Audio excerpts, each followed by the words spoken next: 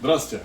Специалистами компании «Партия тепла» был смонтирован очередной камин отечественного производства. Вы можете наблюдать термоизоляционный короб с огнестойким гипсокартоном. Термоизоляционный короб внутри находится.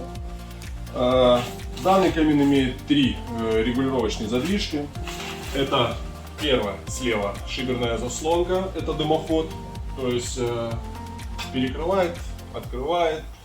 По центру находится задвижка под колосниковой решеткой подачи кислорода. Самое правое, так называемое чистое стекло задвижка. Имеет четвертую задвижку данная конфигурация.